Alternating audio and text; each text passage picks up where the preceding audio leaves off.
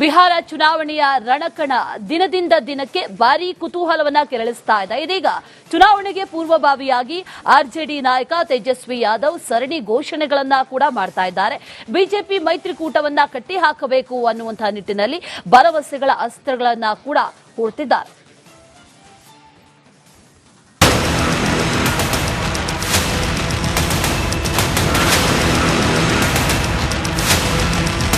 ಬಿಹಾರ ವಿಧಾನಸಭಾ ಚುನಾವಣೆಗೆ ಇನ್ನು ಬೆರಳೆಣಿಕೆ ದಿನಗಳು ಮಾತ್ರ ಇವೆ. ಈ ಹೊತ್ತಲ್ಲೇ ಬಿಹಾರ ಜನತೆಗೆ ಭರಪೂರ ಘೋಷಣೆಗಳು ಸಿಗ್ತಿವೆ. ಎನ್ಡಿಎ ಕೂಟ ಮತದಾರರನ್ನ ಸೆಳೆಯಲು ಯೋಜನೆ ರೂಪಿಸುತ್ತಿರುವಾಗಲೇ ಇತ್ತ ಇಂಡಿಯಾ ಕೂಟದ ಸಿಎಂ ಅಭ್ಯರ್ಥಿ ತೇಜಸ್ವಿ ಯಾದವ್ ಬಿಜೆಪಿ ಮೈತ್ರಿಕೂಟಕ್ಕೆ ಮತ್ತೊಂದು ಮಾಸ್ಟರ್ ಸ್ಟ್ರೋಕ್ ಕೊಟ್ಟಿದ್ದಾರೆ. ಬಿಹಾರದ ಜನತೆಗೆ ಬಂಪರ್ ಮೇಲೆ ಬಂಪರ್. ಎನ್ಡಿಎ ಕೂಟಕ್ಕೆ ತೇಜಸ್ವಿ ಯಾದವ್ ಮಾಸ್ಟರ್ ಸ್ಟ್ರೋಕ್. ಬಿಹಾರ ಚುನಾವಣಾ ಕಣದಲ್ಲಿ ಭರವಸೆಗಳು, ಆಶ್ವಾಸನೆಗಳು, ಘೋಷಣೆಗಳು ಭಾರಿ ದೊಡ್ಡ ಮಟ್ಟದಲ್ಲಿ ಸೌಂಡ್ ಮಾಡ್ತಿವೆ. ಚುನಾವಣೆ ಗೆಲ್ಲಲು ಮತದಾರರನ್ನ ಸೆಳೆಯಲು ಬಂಪರ್ ಘೋಷಣೆಗಳನ್ನ ಮಾಡಲಾಗ್ತಿದೆ. ಈ ರೇಸ್ನಲ್ಲಿ ಇಂಡಿಯಾ ಕೂಟ ಮುಂಚೂಣಿಯಲ್ಲಿತ್ತು.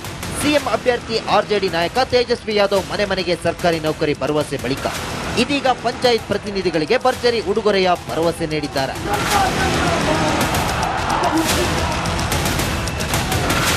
ಬಿಹಾರ ವಿಧಾನಸಭಾ ಚುನಾವಣೆಯಲ್ಲಿ ಮಹಾ ಮೈತ್ರಿಕೂಟ ಅಧಿಕಾರಕ್ಕೆ ಬಂದರೆ ಪಂಚಾಯತ್ ಪ್ರತಿನಿಧಿಗಳಿಗೆ 50 ಲಕ್ಷ ರು ಪಿಂಚಣಿ ಮತ್ತು ವಿಮಾ ರಕ್ಷಣೆಯನ್ನ ನೀಡುವುದಾಗಿ ತೇಜಸ್ವಿ ಯಾದವ್ ಘೋಷಿಸಿದ್ದಾರೆ. महागठबंधन की सरकार बनने पर पूर्व पंचायत एवं ग्राम कचहरी प्रतिनिधियों को पेंशन राशि देने की शुरुआत की जाएगी. कई राज्यों में पेंशन है देने का, लेकिन बिहार में नहीं है. और पंचायत प्रतिनिधियों और ग्राम कचहरी प्रतिनिधियों की ये मांग थी लंबे समय तक कि उनको भी जो है पेंशन दिया जाए. ವಕ್ಫ್ ಕಾಯ್ದೆ ಕಸದ ಬುಟ್ಟಿಗೆ ಎಸೆಯುತ್ತೇವೆ. ಬಿಹಾರದಲ್ಲಿ ಸರಣಿ ಘೋಷಣೆಗಳನ್ನ ಘೋಷಿಸಿರೋ ತೇಜಸ್ವಿ ಯಾದವ್ ಒಂದು ಹೆಜ್ಜೆ ಮುಂದೆ ಹೋಗಿ ಮುಸ್ಲಿಮರನ್ನ ಓಲೈಸಲು ಮುಂದಾಗಿದ್ದಾರೆ. ಬಿಹಾರದಲ್ಲಿ ಅಧಿಕಾರಕ್ಕೆ ಬಂದ್ರೆ ವಕ್ಫ್ ಕಾಯ್ದೆಯನ್ನ ಕಸದ ಬುಟ್ಟಿಗೆ ಎಸೆಯುತ್ತೇನೆ ಎಂದು ತೇಜಸ್ವಿ ಯಾದವ್ ಹೇಳಿಕೆ ನೀಡಿದ್ದಾರೆ. हमारी सरकार आने पर किसी भी कीमत पे इस बिल को हम लोग बिहार में लागू नहीं होंगे. किसी भी कीमत पे कूड़ेदान में ये बिल को फेंका जाएगा हमारी सरकार जब बनेगी. ತೇಜಸ್ವಿ ವಿರುದ್ಧ ಸಹೋದರ ತೇಜ್ ಪ್ರತಾಪ್ ವಾಗ್ದಾಳಿ. ಆರ್ಜೆಡಿ ಪಕ್ಷದಿಂದ ಹಾಗೂ ಲಾಲು ಕುಟುಂಬದಿಂದ ಹೊರಹಾಕಲಾಗಿರುವ ಹಿರಿಯ ಮಗ ತೇಜ್ ಪ್ರತಾಪ್ ಯಾದವ್ ಸ್ವಂತ ತಮ್ಮನ ವಿರುದ್ಧವೇ ವಾಗ್ದಾಳಿ ನಡೆಸಿದ್ದಾರೆ. ತೇಜಸ್ವಿ ಯಾದವ್ಗೆ ಸಿಕ್ಕಿರುವ ಸ್ಥಾನಮಾನ ನಮ್ಮಪ್ಪ ಲಾಲು ಪ್ರಸಾದ್ ಯಾದವ್ ಕೊಟ್ಟ ಭಿಕ್ಷೆ ಎಂದು ಕುಟುಕಿದ್ದಾರೆ.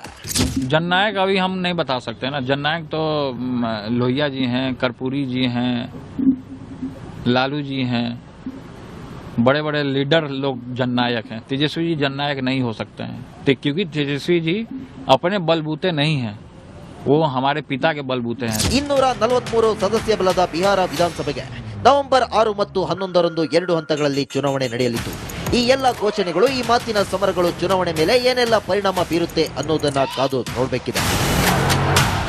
News desk, Republic Kannada. Bihar ಚುನಾವಣೆಯ ರಣಕಣ ದಿನದಿಂದ ದಿನಕ್ಕೆ ಭಾರೀ ಕುತೂಹಲವನ್ನ ಕೆರಳಿಸ್ತಾ ಇದೆ. ಇದೀಗ ಚುನಾವಣೆಗೆ ಪೂರ್ವಭಾವಿಯಾಗಿ ಆರ್ಜೆಡಿ ನಾಯಕ ತೇಜಸ್ವಿ ಯಾದವ್ ಸರಣಿ ಘೋಷಣೆಗಳನ್ನ ಕೂಡ ಮಾಡ್ತಾ ಇದ್ದಾರೆ. ಬಿಜೆಪಿ ಮೈತ್ರಿಕೂಟವನ್ನ ಕಟ್ಟಿ ಹಾಕಬೇಕು ಅನ್ನುವಂತಹ ನಿಟ್ಟಿನಲ್ಲಿ ಭರವಸೆಗಳ ಅಸ್ತ್ರಗಳನ್ನ ಕೂಡ ಹೂಡ್ತಿದ್ದಾರೆ.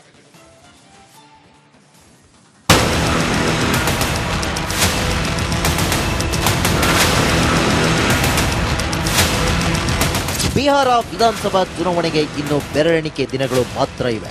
ಈ ಹೊತ್ತಲ್ಲೇ ಬಿಹಾರ ಜನತೆಗೆ ಭರಪೂರ ಘೋಷಣೆಗಳು ಸಿಗ್ತಿವೆ. ಎನ್ಡಿಎ ಕೂಟ ಮತದಾರರನ್ನ ಸೆಳೆಯಲು ಯೋಜನೆ ರೂಪಿಸುತ್ತಿರುವಾಗಲೇ ಇತ್ತ ಇಂಡಿಯಾ ಕೂಟದ ಸಿಎಂ ಅಭ್ಯರ್ಥಿ ತೇಜಸ್ವಿ ಯಾದವ್ ಬಿಜೆಪಿ ಮೈತ್ರಿಕೂಟಕ್ಕೆ ಮತ್ತೊಂದು ಮಾಸ್ಟರ್ ಸ್ಟ್ರೋಕ್ ಕೊಟ್ಟಿದ್ದಾರೆ. ಬಿಹಾರದ ಜನತೆಗೆ ಬಂಪರ್ ಮೇಲೆ ಬಂಪರ್. ಎನ್ಡಿಎ ಕೂಟಕ್ಕೆ ತೇಜಸ್ವಿ ಯಾದವ್ ಮಾಸ್ಟರ್ ಸ್ಟ್ರೋಕ್.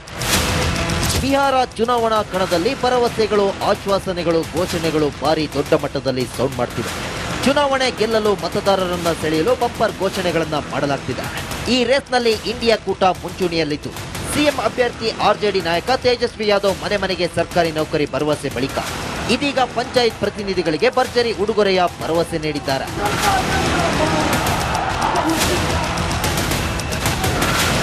ಬಿಹಾರ ವಿಧಾನಸಭಾ ಚುನಾವಣೆಯಲ್ಲಿ ಮಹಾ ಮೈತ್ರಿಕೂಟ ಅಧಿಕಾರಕ್ಕೆ ಬಂದ್ರೆ ಪಂಚಾಯತ್ ಪ್ರತಿನಿಧಿಗಳಿಗೆ 50 ಲಕ್ಷ ರು ಪಿಂಚಣಿ ಮತ್ತು ವಿಮಾ ರಕ್ಷಣೆಯನ್ನ ನೀಡುವುದಾಗಿ ತೇಜಸ್ವಿ ಯಾದವ್ ಘೋಷಿಸಿದ್ದಾರೆ.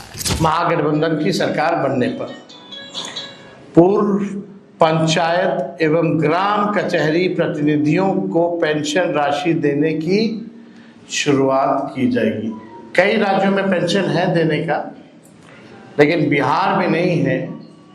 और पंचायत प्रतिनिधियों और ग्राम कचहरी प्रतिनिधियों की ये मांग थी लंबे समय तक कि उनको भी जो है पेंशन दिया जाए.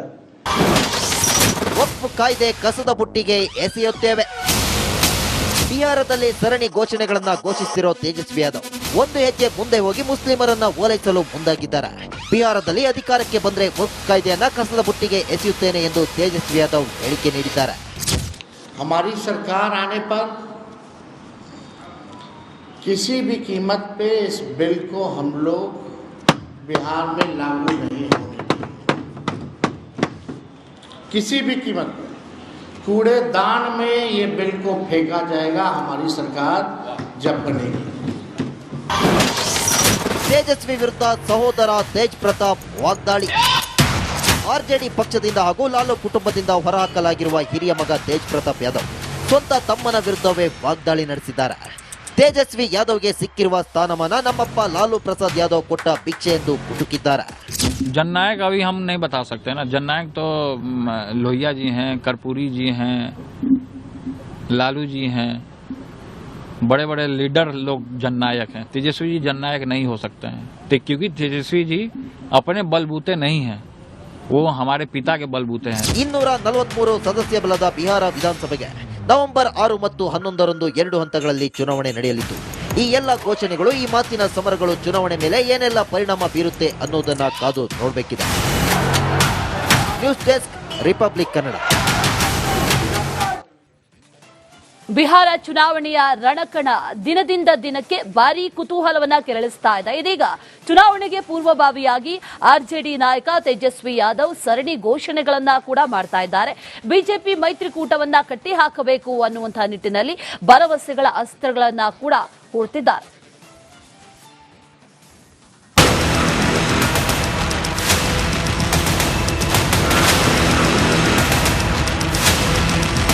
ಬಿಹಾರ ವಿಧಾನಸಭಾ ಚುನಾವಣೆಗೆ ಇನ್ನು ಬೆರಳೆಣಿಕೆ ದಿನಗಳು ಮಾತ್ರ ಇವೆ.